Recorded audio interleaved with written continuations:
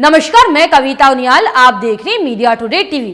सहारनपुर के देवबंद में स्थित दारुल उलूम की रशीदिया मस्जिद में मौलाना मदनी ने अपनी तकरीर में मदरसों के सर्वे को लेकर खुलकर अपनी बात रखी। उन्होंने कहा है कि मदरसों को किसी भी सरकारी मदद की जरूरत नहीं है। वहीं दारुल उलूम देवबंद के मोहतमीन मुफ्ती अबुल कासिम नोमानी ने कहा कि मदरसे तालीमी निजाम को पुराने पाठ्यक्रम के आधार पर ही रखें। अगर पाठ्यक्रम में तब्दीली हुई तो मदरसे अपने असली मकसद से भटक जाएंगे।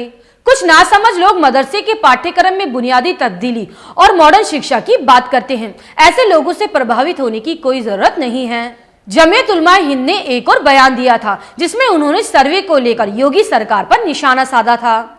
उन्होंने कहा था कि उत्तर प्रदेश के मदरसों का सर्वेक्षण करने का राज्य सरकार का ये कदम इस शिक्षा प्रणाली को कम महत्वपूर्ण बताने की एक दुर्भाग्यपूर्ण कोशिश है। जमीयत उलमा हिंद ने राज्य सरकार के फैसलों के प्रभावों का आकलन करने के लिए मदरसा शिक्षकों की एक बैठक के बाद हेल्पलाइन नंबर की भी घोषणा कर दी ताकि किसी समस्या का सामना करने पर मदरसे इस पर संपर्क कर सकें।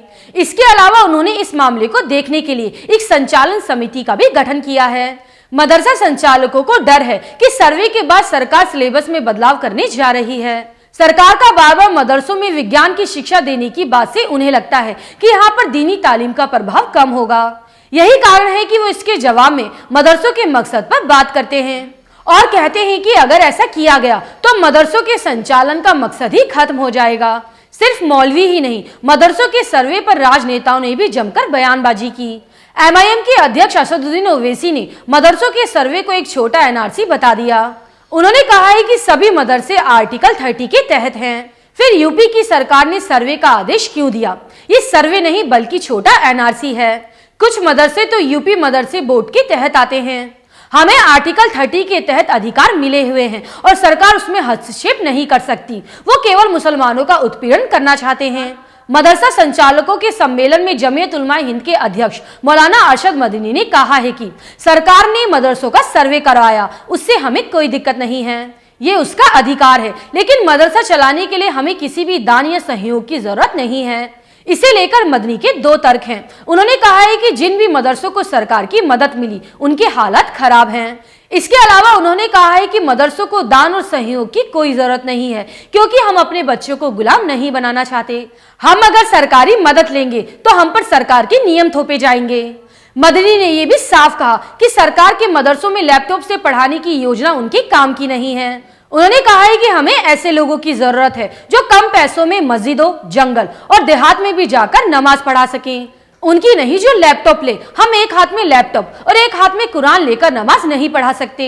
उन्होंने कहा है कि मदरसों में पढ़ाई का बोझ कौम उठाती है।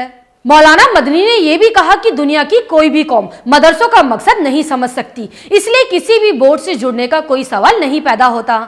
वहीं मदरसों के सर्वे को लेकर सरकार का कहना है कि गैर मान्यता प्राप्त मदरसों का सर्वे कराने के पीछे हमारी मंशा साफ है।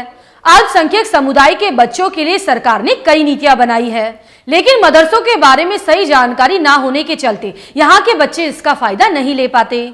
मदरसों की सही संख्या और छात्रों की सही जानकारी का अभाव नीतियों के निर्धारण को प्रभावित करता है।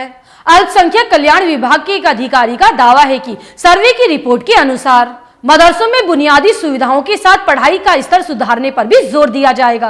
एक तरफ हम मदरसे में NCERT पाठ्यक्रम लागू कर रहे हैं और दूसरी तरफ ये मदरसे दीनी तालीम तक सीमित हैं। उन्होंने कहा है कि इसकी वजह से यहाँ पढ़ने वाले बच्चे वास्तविक जिंदगी के धरातल पर पिछड़ जाते हैं। इसलिए सर्वे के आधार पर यहाँ के पाठ्यक्रम को अपडेट करने और आधुनिक विषयों को पढ़ाने पर ध्यान दिया जाएगा।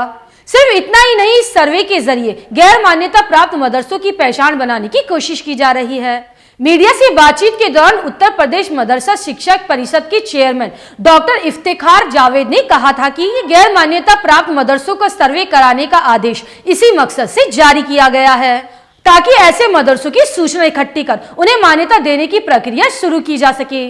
साथ ही सर्वे में गैर मान्यता प्राप्त मदरसों के संचालन के आर्थिक स्रोत की भी जानकारी ली जाएगी। लेकिन इसका मतलब ये नहीं है कि मदरसों को टेरर फंडिंग से जोड़कर देखा जाएगा।